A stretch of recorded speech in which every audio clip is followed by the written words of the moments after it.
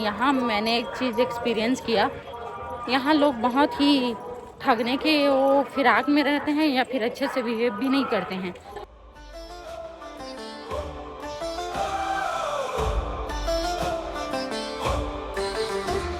अनंत है शक्ति तेरी महादेव वरर, हिमालय की चोटियां गूंजे शिव की। कल रात को ही मेरे हस्बैंड सारा फॉर्मेलिटीज निपटा लिए थे।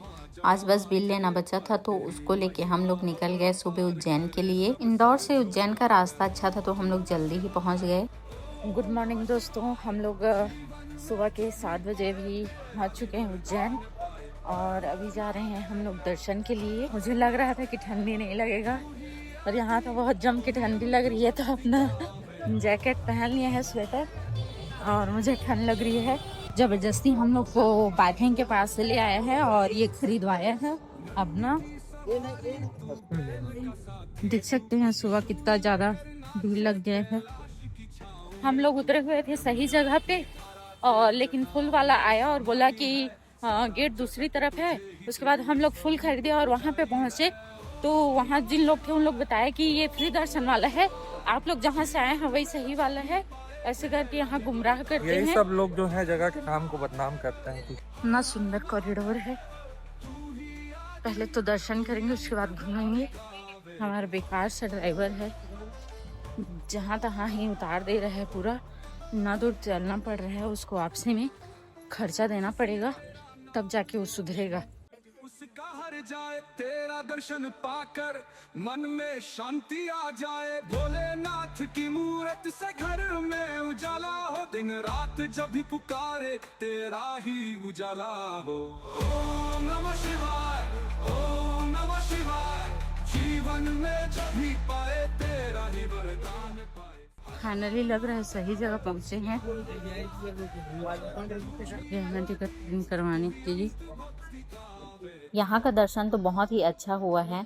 मैंने सोचा नहीं था कि इतना आराम से दर्शन हो जाएगा। हम लोग वहाँ पे कम से कम 4-5 मिनट तक थे, ज़्यादा लंबा लाइन भी नहीं था तो हम लोग जल्दी ही पहुँच गए थे वहाँ 5-10 मिनट में ही, और बढ़िया से दर्शन भी हो गया। दर्शन के बाद हम लोग यहाँ आ गए हैं लड्डू खरीदने के लिए। और ये तालाब है। मेरी किस्मत थोड़ा अच्छा है, नहीं तो आदित्य वाला टीला। कौन सा वाला है? सामने पेड़ के पीछे मूर्ति। अच्छा, ये जो मूर्ति है ये। मेरी किस्मत तो ठीक नहीं है तो कॉरिडोर बंद था। भगवान की दया से कम मेरे को महादेव के मंदिर परिसर बंद। अच्छा, तू उधर क्यों नहीं ले जा रहा? बहुत लंबा है ना। हाँ चलो ले जाओ। मेरे को लगा दोनों बंद है। देखो मेरे को कैसे ये ठग्गू बना देते हैं। कॉरिडोर बहुत बड़ा है करके मेरे हस्बैंड उधर से ही मेरे को घर ले जाने की फिराक में थे। मैं तो फर्स्ट टाइम आई हूँ, वो पहले भी आ चुके थे तो उनको कहाँ कहाँ क्या चीज़ सब पता है। और इतना सुंदर सुंदर सीन है जिसको मेरे हस्बैंड मुझे बिना दिखाए ले जाने वाले थे। और यहाँ पे चल रहा है स्क्रीन में महादेव की पूजा का वीडियो। यहाँ जगह जगह ऐसे स्क्रीन में लगा हुआ है।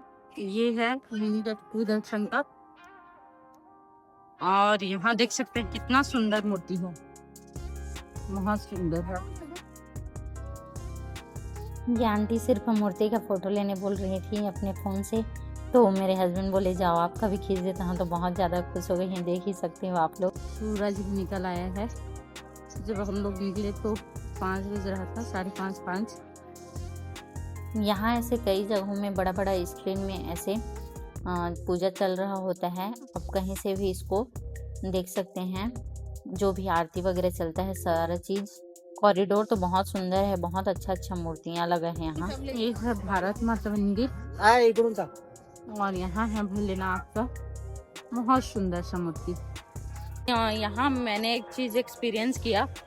यहाँ लोग बहुत ही ठगने के वो फिराक में रहते हैं या फिर अच्छे से बिहेव भी नहीं करते हैं, जबकि साउथ में ऐसा बिल्कुल भी नहीं है। वहाँ छोटा मंदिर हो, यहाँ तक कि ज्योतिर्लिंग भी, सब चीज़ सिस्टमेटिक होता है, सबको एक जैसे वहाँ ट्रीट करते हैं।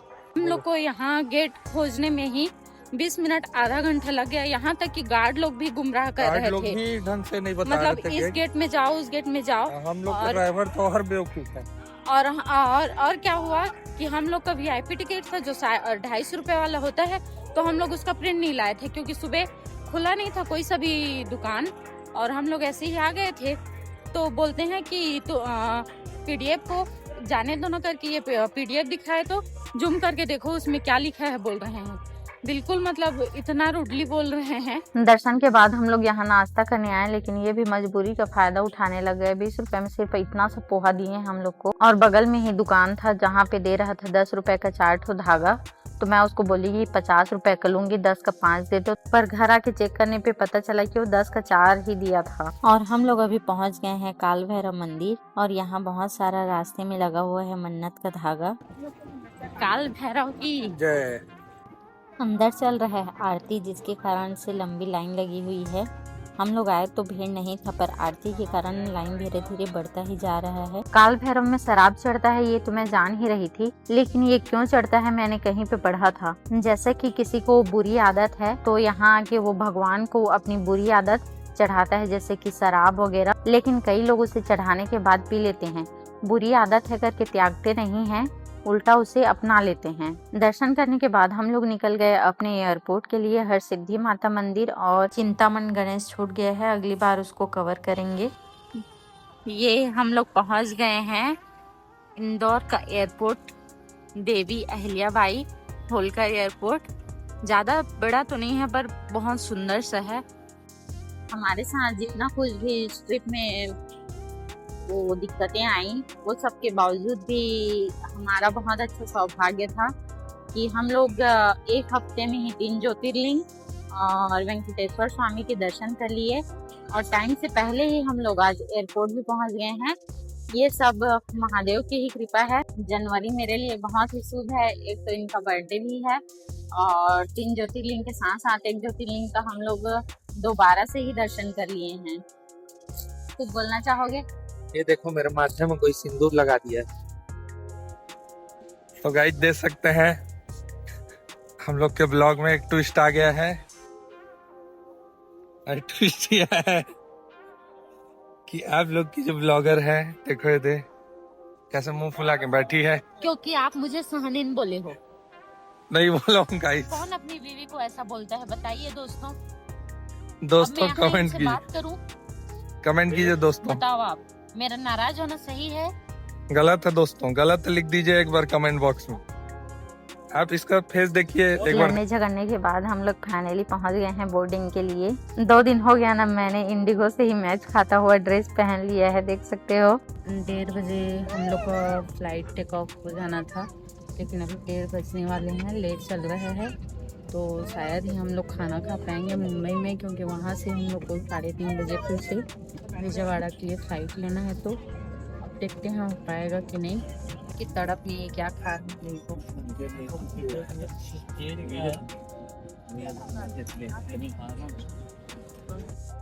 मैं तो सोच ली थी कि फ्लाइट टेक ऑफ होगा तो बढ़िया से 1.5-2 घंटा सोऊंगी, लेकिन ये इतना अच्छा नज़ारा आने लगा कि मैं सो नहीं पाई।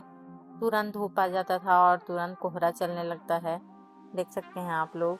और ऐसे में विंडो सीट मिल जाना तो मज़ा ही आ जाता है। हम लोग 2 टिकट बुक करते हैं तो ज़्यादातर हम लोग को विंडो सीट मिल ही जाता है, और हर बार मेरा ही कब्जा रहता है उसमें।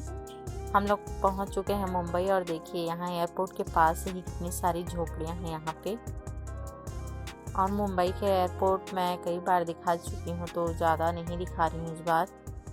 और अभी हम लोग जा रहे हैं लॉन्ज एक्सेस खाना खाने के लिए। बहुत तेज़ भूख लग रही है हम लोग को।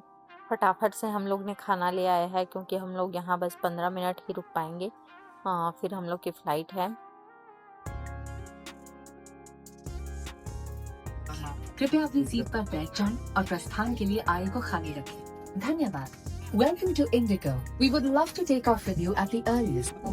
हम लोग एकदम जल्दी 10 मिनट में खाना खाएंगे। मेरे हस्बैंड तो बोल रहे थे कि नहीं जाएंगे, टाइम हो गया। हमारा बोर्डिंग टाइम कंप्लीट है और डिपार्चर 4:50। तो फिर 10 मिनट में हम लोग जल्दी से खाना खाएंगे और आ गए हैं। हमारे फ़ोन में चार्ज भी नहीं है, हम लोग चार्ज भी नहीं कर पाए, थोड़ा सा भी वेट करके, और इतना लेट कर दिया था हम लोग का इंदौर से मुंबई का कि यहाँ बहुत ज़्यादा हड़बड़ी हो गया। सनसेट होने के कारण देख सकते हैं बाहर का व्यू कितना सुंदर लग रहा है। ऊपर आग लगा है और नीचे में धुआं है जैसे दिख रहा है। और हम लोग पहुंच चुके हैं विजयवाड़ा, और ये जब लैंड करते हैं ना तो मुझे थोड़ा सा डर तो लगता है। और यहाँ पहुँचते पहुँचते हम लोग को रात हो गई है। और ये मकर संक्रांति का डेकोरेशन अब तक है। यहाँ पे पतंग वगैरह भी लगा रखे हैं पूरे एयरपोर्ट में, सब तरफ को डेकोरेट करके रखे हैं। हम लोग पहुंच चुके हैं घर, और वीडियोस आपको अच्छे लगते हैं तो सब्सक्राइब करके सपोर्ट जरूर करें। मिलते हैं अगले ब्लॉग में। Bye bye.